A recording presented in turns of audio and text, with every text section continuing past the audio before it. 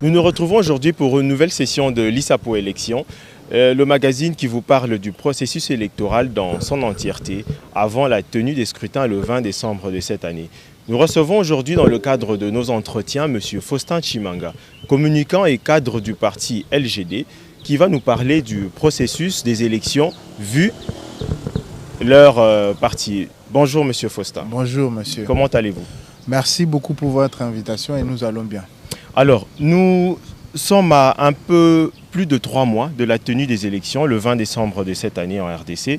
Presque tous les signaux, nous pouvons dire, sont au vert. Le fichier électoral qui est prêt, nous avons la CENI qui réceptionne les candidatures, déjà pour la présidence, après avoir reçu celles des députés nationaux et provinciaux et celles des conseillers communaux. Comment voyez-vous l'évolution du processus électoral ? Jusqu'à ce niveau, la CENI qui est en charge et que la Constitution permet d'organiser les élections est en train d'organiser les élections selon les calendriers que lui-même a communiqué aux Congolais et aux partis prenants au processus, entre autres les partis politiques dont nous faisons partie. LGD, Leadership et Gouvernance pour le Développement, a déposé ses candidatures au niveau de la députation nationale, au niveau de la députation provinciale et a déjà déposé le nom de son candidat qui a été déjà connu depuis plus d'une année, Augustin Matata Ponyo-Mapon. Donc le processus est en train d'évoluer et nous osons croire que la CENI va pouvoir remplir de la plus bonne des manières sa tâche d'organiser les élections libres, démocratiques et transparentes. Alors, vous parlez justement de votre parti et de celui qui est en tête, M. Matata Ponyo, sénateur et ancien Premier ministre. Autrefois, avec quelques membres de l'opposition, vous avez rencontré le président de la CENI, M. Denis Kadima, avec qui vous avez échangé autour du processus électoral. Vous avez formulé quelques recommandations, mais vous avez posé aussi quelques problèmes avec lesquels vous n'étiez pas en accord, notamment l'audit du fichier électoral qu'il fallait refaire. Aujourd'hui, nous voyons le LGD aligner plusieurs candidats à la députation nationale, mais aussi lui-même, Matata Ponyo, a déposé sa candidature le premier pour la présidentielle. Qu'en est-il des recommandations? Quelles sont les motivations en ce moment? Il n'y avait pas que la recommandation de la révision du fichier électoral qui a été comme étant certaines conditions que l'opposition avait posées, mais il y avait aussi l'amélioration des conditions d'enregistrement des électeurs, l'amélioration de la qualité du dépôt de candidature, l'amélioration de la qualité de la carte des électeurs.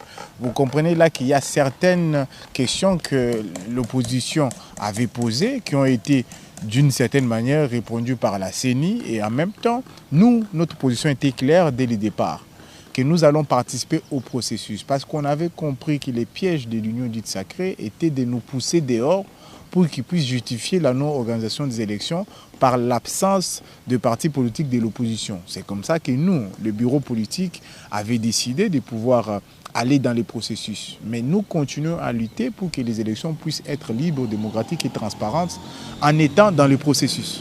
Vous étiez avec certains membres de l'opposition, comme je l'ai dit. Alors aujourd'hui, apparemment, vous semblez aller en ordre dispersé. Est-ce qu'il n'y avait pas une intention de déposer une candidature commune de l'opposition? Qu'en est-il aujourd'hui de tout ça? Mais vous savez, nous continuons à mener des actions communes. Il n'y a pas eu rupture, même s'il y a une pause. Vous comprenez qu'à Lubumbashi, lors de cette rencontre de 4 leaders de l'opposition, il avait été convenu de pouvoir mener des actions communes, entre autres organisations d'une marche commune, organisation d'un sit-in, organisation d'un meeting. Ça a été fait. Et bien évidemment qu'il y a plusieurs actions qui pourront suivre, même si en ce moment, chaque parti et ses états-majors sont en train de déposer les candidatures au niveau de la députation nationale, provinciale et aujourd'hui au niveau de la présidence. Les intentions de candidature ont été connues. À l'heure où nous parlons, parmi les 4, seul Augustin Matata Ponyo-Mapon est déjà formellement enregistré comme candidat à l'élection présidentielle. Vous comprenez là que les autres vont décider de pouvoir le faire ou de ne pas le faire, c'est leur liberté. Et nous sommes dans cette logique-là.